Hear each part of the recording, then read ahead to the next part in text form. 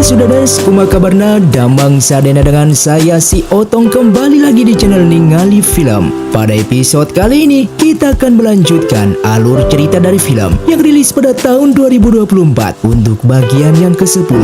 Dan tidak usah berlama-lama lagi, mari kita mulai ceritanya.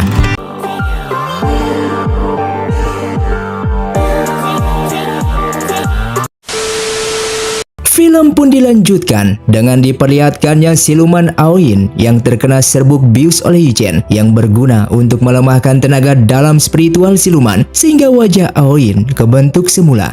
Semua orang yang melihat di sana pun baru menyadari kalau ternyata yang membunuh Perdana Menteri dan para warga bukanlah Wen Xiao, melainkan siluman Aoyin ini. Dan Aoyin yang lemah lalu segera kabur dari sana hingga dikejar oleh Yichen bersama lainnya.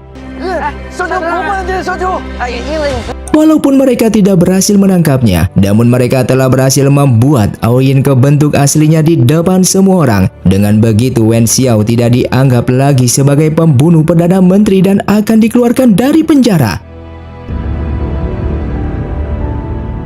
Singkatnya keesokan paginya, Wen Xiao yang terbebas dari tuduhan dan ia pun kembali ke markas biro pemburu siluman dalam keadaan baik. Namun hanya saja Pei Jing saat ini masih berada di markas pasukan Chongwu dan ia memiliki sebuah cara agar Pei Jing terbebas dari penjara, yaitu menukarnya dengan jam matahari milik siluman Cheng Huang, yang dimana jam matahari tersebut menyimpan semua ingatan kejahatan yang dilakukan oleh Wen Zhongyu yang terjadi di penjara bawah tanah.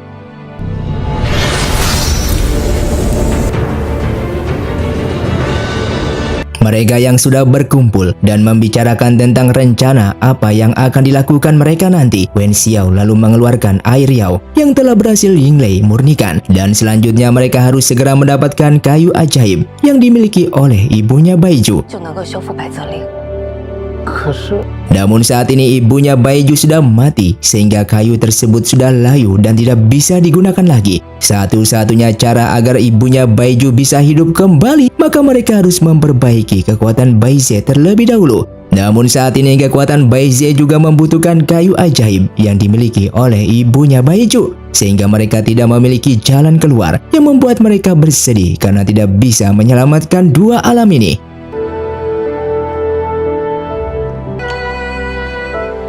Dan ketika beberapa jam kemudian, Yinglei pun mengingat sesuatu dan segera mengumpulkan mereka semua yang langsung menunjuk Baiju sebagai solusinya untuk menghidupkan ibunya kembali. Di sana Yinglei menjelaskan kalau dulu di saat mereka berada di desa Gunung Lingxi, Baiju yang terluka tidak sengaja memegang sebuah pohon layu dan tiba-tiba pohon tersebut menjadi hidup kembali, yang artinya darah milik Baiju bisa menghidupkan pohon yang sudah mati karena Baiju merupakan setengah dewa pohon dan setengah manusia.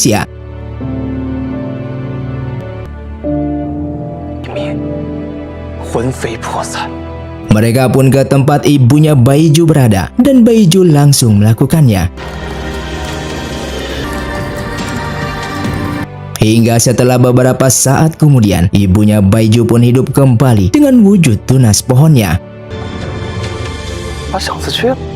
Namun Wen Xiao menjelaskan kalau tunas pohon ini tidak akan bisa memperbaiki kekuatan Baize karena yang bisa memulihkan kekuatan Baize hanyalah batang dari pohon ajaib tersebut. Sedangkan pohon ajaib daunnya saja membutuhkan waktu 100 tahun, bunganya baru mekar setelah 100 tahun, lalu berbuah setelah 100 tahun. Dan barulah batangnya bisa digunakan untuk memperbaiki kekuatan Baize, sehingga mereka membutuhkan 300 tahun untuk mendapatkan kayu ajaib tersebut. Sedangkan mereka harus mendapatkan kekuatan Baize tidak boleh lebih dari 1 bulan, bahkan bisa lebih cepat dari waktu itu karena saat ini kelima indera milik Zhao Yuan sudah tersegel, dan jika Zhao Yuan tidak bisa mengendalikan kekuatan aura jahatnya, maka Zhao Yuan akan kembali jahat dan membunuh orang-orang.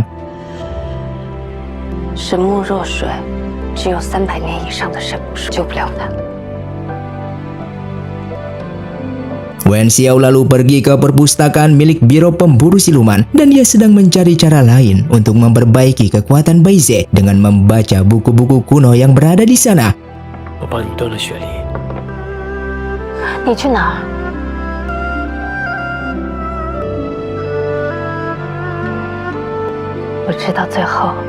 Sedangkan di sisi lain, Wen Songyu telah kedatangan seseorang misterius yang memintanya untuk menemukan keberadaan Zhao Yuan. Hingga keesokan paginya, Tuan Fanning memberitahukan kepada Yi Chen kalau Pangeran Xiang sudah mengetahui tentang Zhao Yuan yang kabur dari penjara milik pasukan Chongwu. Sehingga Pangeran Xiang memerintahkan Biro Pemburu Siluman untuk menangkap Zhao Yuan, dan jika tidak melaksanakan perintahnya, maka semua pasukan Biro Pemburu Siluman akan mendapatkan hukuman mati. Wen Xiao yang mendengar pembicaraan mereka meminta Yi Chen untuk tidak melakukan hal itu karena bagaimanapun juga Zhao Yuan merupakan sahabat mereka dan mereka harus menemukan cara lain untuk menyelamatkan dunia selain membunuh Zhao Yuan. Namun Yi Chen tidak mendengarkan perkataan dari Wen Xiao dan tetap akan mencari Zhao Yuan.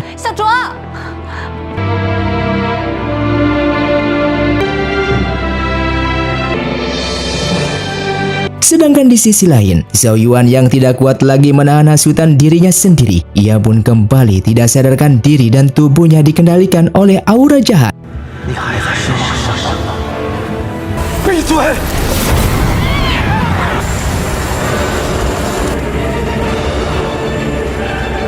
Kembali kepada Wen Xiao yang menangis dan dihampiri oleh Baiju karena mereka yang tidak bisa menyelamatkan Zhao Yuan yang merupakan sahabat mereka yang sebentar lagi akan dibunuh oleh Yi Chen.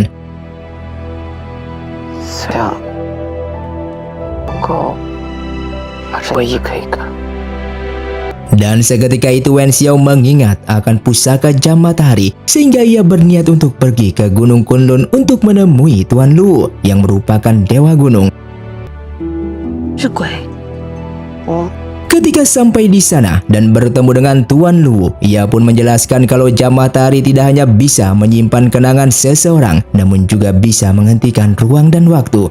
Dan apakah ia bisa masuk ke lembah waktu dengan membawa tunas pohon ajaib tersebut, lalu menunggunya sampai berbunga dan berbuah selama 300 tahun lamanya, sehingga mereka bisa memperbaiki kekuatan Baize dengan waktu yang singkat, lalu mencabut rantingnya dan membawanya keluar dari sana. Tuan Luwu menjelaskan kalau cara itu bisa digunakan, namun resikonya sangat berbahaya bagi Wen Xiao karena di sana Wen Xiao akan melihat semua penderitaan manusia, sehingga ia memperingatinya untuk tidak melakukan hal itu.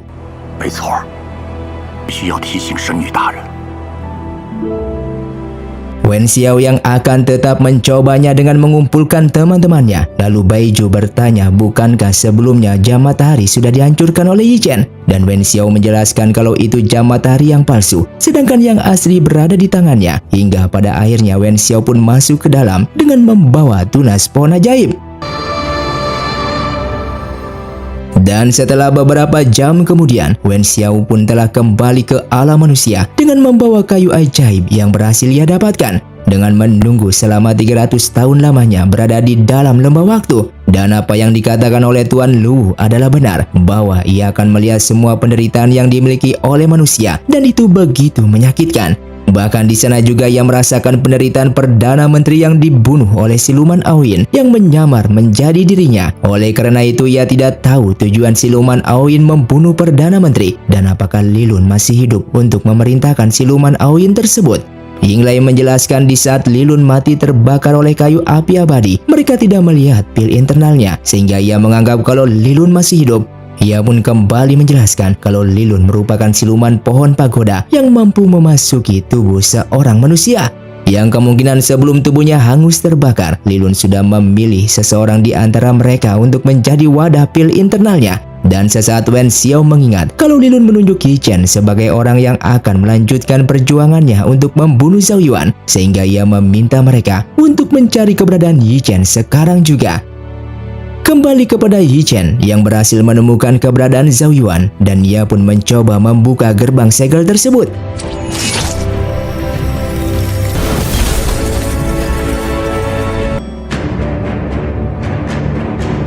Lalu ia pun masuk ke dalam dengan membawa 2 kendi arak untuk minum bersama karena setelah ini salah satu dari mereka akan mati.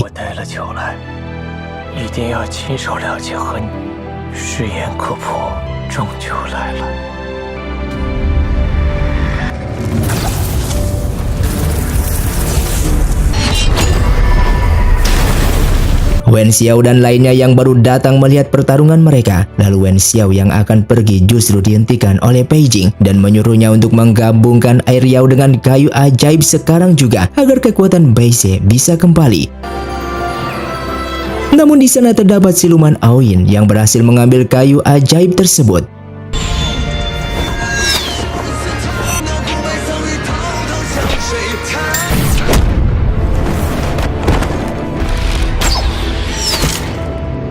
Hingga pada akhirnya kayu ajaib itu pun terlepas dari tangan siluman Aoyin dan diambil oleh Baiju. Yang ternyata pil internal milik Lilun bukan berada di tubuh Yi Chen, melainkan berada di tubuh Baiju. Dan orang misterius yang berbicara dengan Wen Zhongyu semalam juga merupakan Baiju yang dikendalikan oleh Lilun.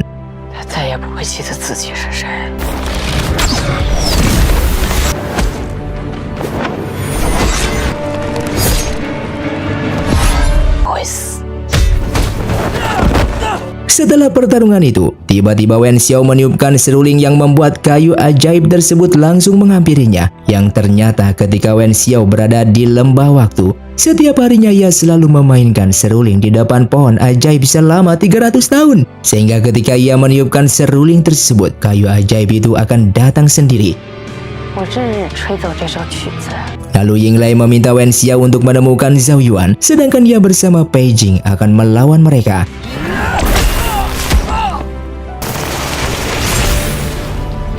Kembali kepada Zhao Yuan dan Yi Chen yang masih bertarung.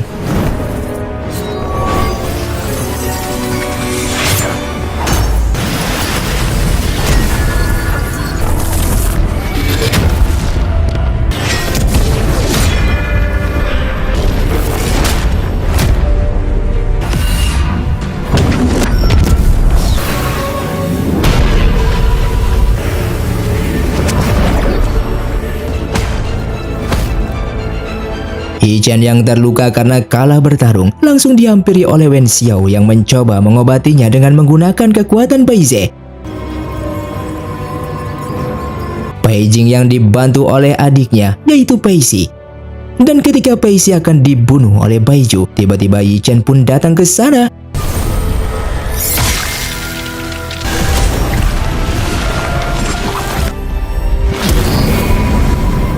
Sementara Wen Xiao mencoba menyadarkan Zhao Yuan dengan menggunakan kekuatan Bai Si-nya.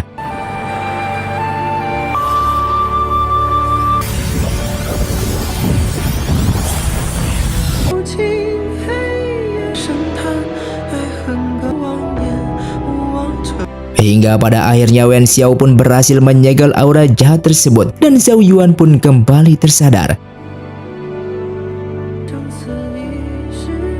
Sedangkan Yi Chen yang kewalahan melawan Baiju yang sangat kuat karena tubuhnya telah dikendalikan oleh Lilun. Dan di sana ia mencoba menyadarkannya karena bagaimanapun juga mereka adalah sahabat.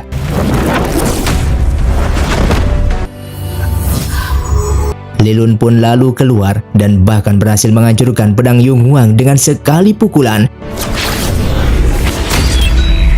Yi Chen yang melihat pedangnya terbelah dua, ia pun begitu marah kepada Lilun dan mencoba menyerangnya dengan tangan kosong. Namun Yi Chen tidak bisa apa-apa jika tidak menggunakan sebuah pedang, sehingga ia pun terluka parah.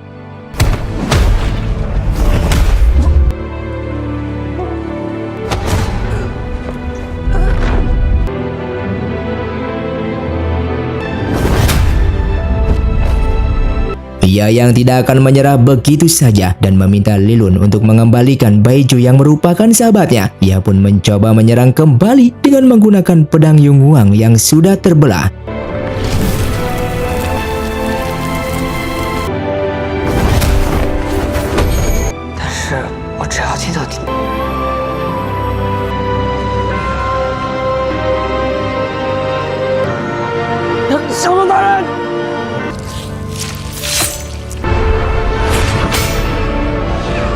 Namun ternyata apa yang dilakukannya hanya sia-sia. Dengan sekali serangan tepat di bawah lehernya, Yi Chen pun tidak sadarkan diri.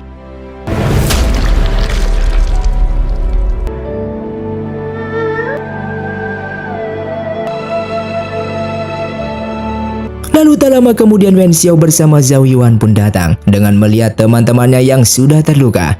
如此匹配我怀鬼之躯的肉身。 Di sana Zhao Yuan mencoba menasihati Li Lun yang sudah dikendalikan oleh Wen Zhengyu, merupakan orang yang sudah membunuh para siluman dan menciptakan manusia siluman agar pasukan Zhongwu memiliki kekuatan di luar kekuatan manusia untuk menguasai dunia. Padahal dulu Li Lun memiliki tujuan ingin melindungi Dahuang, namun sekarang Li Lun justru bekerja sama dengan orang yang ingin menghancurkan Dahuang. Jika Li Lun masih tidak mempercayai dirinya kalau Wen Zhongyu merupakan di balik pembunuhan para siluman di waktu itu, ia pun meminta untuk mengecek penjara bawah tanah yang saat ini dimiliki oleh pasukan Zhongwu. Dan mendengar hal itu, Li Lun pun langsung segera pergi dari sana. 一直都是温宗宇。